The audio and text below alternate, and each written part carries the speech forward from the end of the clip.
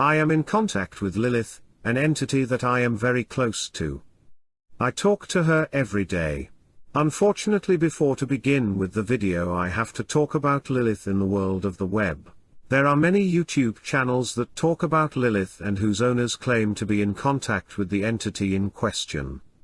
I can assure you that these individuals are only looking for attention, and in most cases they have not heard anything, they have not seen anything, and they know nothing.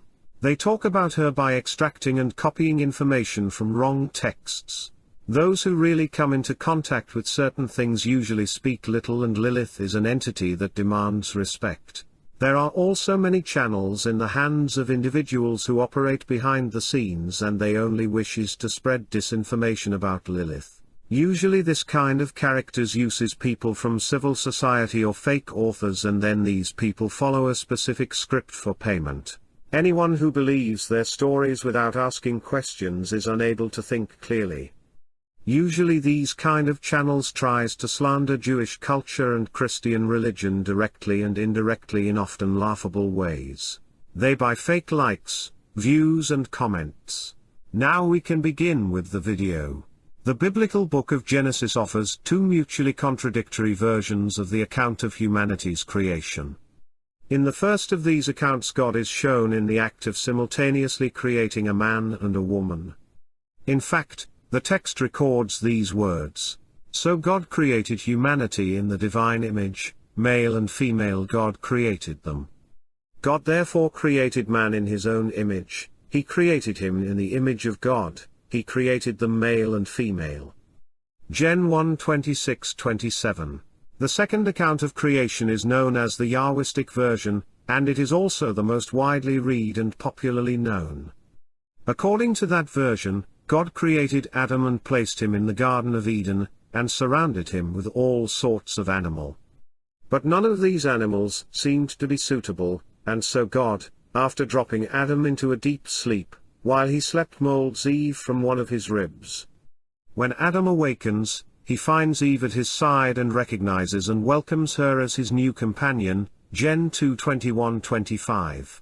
The co-presence of two versions of the account of man's creation in Genesis was also noted by the ancient rabbis, who tried to explain this discrepancy through two distinct theories. According to one of these, the version that we read in Gen 1:26-27 actually narrates the birth of Adam's first wife, who, however, did not prove suitable for him and was therefore replaced by a second Eve. And it is precisely in this interpretive theory of Genesis that the origin of Lilith might be concealed. Lilith is mentioned in the Babylonian Talmud, but it is only in the alphabet of Ben Sira, a medieval text, that her character is associated with the first version of creation. In this text, Ben Sira presents Lilith as Adam's first wife and offers the first complete account of her story. According to the alphabet of Ben Sira, Lilith was Adam's first wife. Traces of Lilith can be found in the Latin Proserpina, the Indian figure of the goddess Kali, and in others old deities. The figure of Lilith is also present in the Renaissance, when Michelangelo portrayed her inside the Sistine Chapel as a being half woman and half serpent who, wrapped around the tree of knowledge, she is intent on giving Adam and Eve the forbidden fruit. In the Bible she is mentioned explicitly only once, in the book of Isaiah, in chapter 34, verse 14. The book of Isaiah is a compendium of Hebrew prophecies. The verse in question, in the Catholic translation, does not include the word Lilith, which is replaced by the word owls and thus deleted from this tradition. Isaiah provides a precise, spatial location, a desert place, full of desolation and ferocious animals. The verse thus connects directly to the Epic of Gilgamesh, who had depicted the demon in the act of fleeing into the desert. Biblical mentions of Lilith end here, but her figure reappears in the Dead Sea Scrolls. In the Talmud there are few references to Lilith, which, however, seem to lead back to older Babylonian images in which were mentioned her long hair and wings. Around the year 1000, medieval Jewish circles became aware of the alphabet of Ben Sira, the text, which we have already mentioned. It's a compendium of 22 episodes, corresponding to the 22 letters of the Jewish alphabet. Lilith's story is badly told, and a lot of things that happened in the story are completely wrong. At least this text brings back the characteristics of Lilith that by now will be familiar and, as we have seen, clarifies her identity as the first wife of Adam, who leaves Eden and her husband. She is punished by God and she become a demon herself. The figure of Lilith also endures in the Spanish Kabbalistic tradition of the 12th and 13th centuries. In the Zohar, the depiction of Lilith appears, if possible, even more evil and ruthless. The demoness is depicted as the bearer of disease, the mother of evil spirits, the molester of children and the temptress of innocent men that she seduces in order to take possession of their seed and thus nurture her demonic offspring.